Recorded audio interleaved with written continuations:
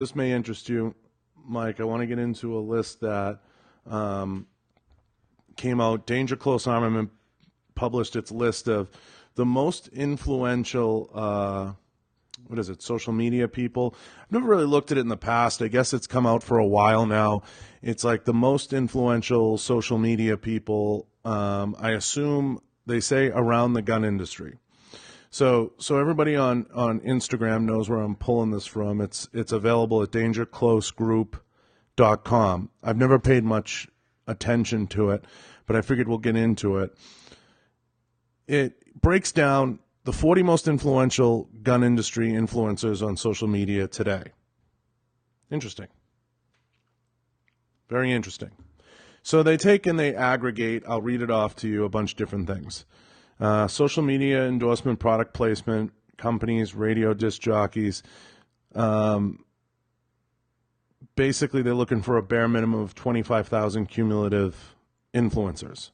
But before we get into that, if you want to qualify to win the Canic pistol, which I know everybody's interested in, if you want to qualify to win the Canic, you need to head over to YouTube and you need to comment "done" on my last post. You head over to YouTube, you comment, tap thumbs up, subscribe, because I'm going to announce the winner from YouTube.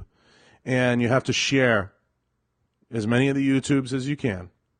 As many of the YouTubes as you can, share them, download the podcast, stay active, and comment "done" on my last post. And tag Canic. Tag the sponsors if you want to be eligible. I'll go over the rules periodically, but that's how you enter. So, which I know many of you do sometimes, and you want to kind of pay attention to where I'm pulling this information from. It's Danger Close Group. Joe Rogan, support Pat. I thought that was awesome that Pat was on there. I've known Pat for a few years now. It was nice to see Pat on there. He was talking about firearms. He was talking about training. It was awesome. Super cool. Big for the industry. Huge win. Pat has always been a super supporter of to go viral. I have an issue with it. What if hunters decided, you know what, we want to go viral? We want to go viral. We're going to post negligent acts by people while they're hunting. What if hunters did that? I mean, I don't understand what the goal is when everybody underneath starts piling on the guy and, shitting all over him. I don't understand. Someone's going to have to educate me. There were a few people that brought some good points up. I get it. The person needs a slap on the wrist. The person needs this. The person needs that. What the person needed more than anything, and anytime somebody goes to the range with a first time to the range, what they need is a lot of education. Here's the rules. Hey, and anytime you're starting with someone, and if it's their first time, everything now, right? Everybody's like a little bit of a millennial. They want it all yesterday. They want to snap their fingers. So we all, in that same breath, say, I blinked and like 2 years went by. So there's always a planting or a laying of roots. So you have to lay the roots. You have to lay the marketing roots. You have to lay the branding roots. I just have a certain belief system. I believe that in the next 5 or 8 years, in my lifetime anyway, marketing and branding is going to continue to evolve to the point where your presence on social media and your presence in media is going to be, it used to be like you had to hide everything when you applied for a job. But I think as that generation begins to retire and step out of the media, out of the workforce, it's going to become more of an asset than it is a liability. It can be a liability for some no matter what, but I think it's going to continue to become more of an asset. Because I'm telling you, people that don't have a presence, they're intimidated by it a little bit. They're like, oh no, this person has a big voice. And I've seen it. So I think as time goes on, that'll evolve. It's going to continue to evolve.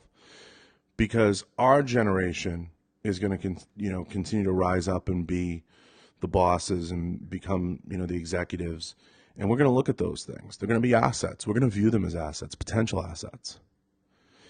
But I always had a belief system that life is going to continue to evolve to where people who partake in social media and put positive messages out there and develop their brand properly, they're going to be really strong, really great candidates to work with. And I just think it's going to continue to get better. I believe that. You know, you have to understand something. There's a lot of people out there that feel they can't get into it because they don't have the right camera. They can't get into it because they don't have the right mic. Or they can't get into it because they just don't understand that stuff. It has never been easier to get into this stuff than it is right now. It's never been easier. You have space age technology on your phone. You can do 99% of it with your phone. 99.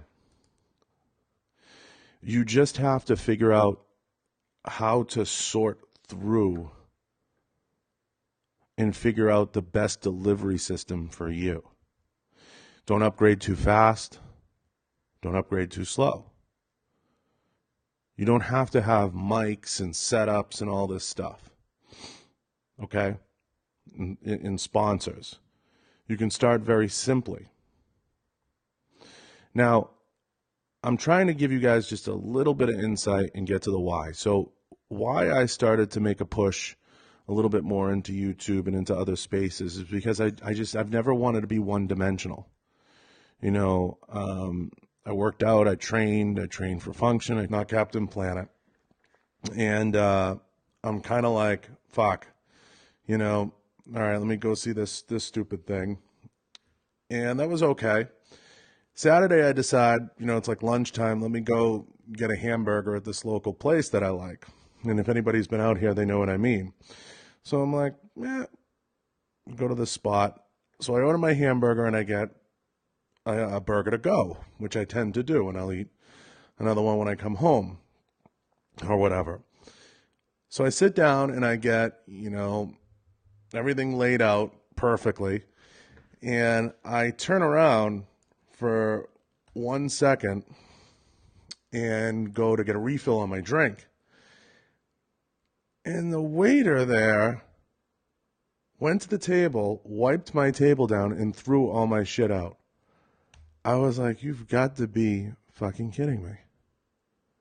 So when I turned around and I had everything in my hands, he could see that look in my eye, like I had that crazy look like, yo, you just threw my food away.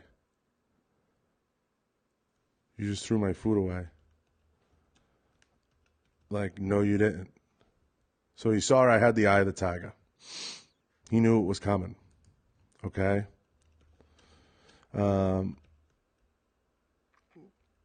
That was my Saturday. Not a good look. So it's been a up and down weekend. Long story short, though, Frenny, he replaced everything. He gave me a brand new hamburger. He gave me a brand new to-go, and he reimbursed me the money. So the guy made good, but he knew. He knew it was a mistake. So I'm sure by now most of you have seen Captain Marvel or are going to see it. I'm really curious what you guys have to think about it. Please comment either in the last one or this one. I've had a couple days to digest it, and that's where I'm at. I'm just kind of touching on a bunch of different topics today, and Frenny, we'll get to the holster. We'll see what you guys think. More or less, so Saturday I attempted to connect with Frenny at some point. We were going to talk about Serpa holsters. He's got an issue with Serpa holsters. I love Frenny to death. I didn't have the heart to tell him that 2009 called and they outlawed Serpa holsters 10 years ago. But I let him rant anyway because it was fun. And I knew I'd talk about it today and I would give him shit. I already gave all my Captain Marvel spoilers. Captain Marvel sucked. That's my spoiler.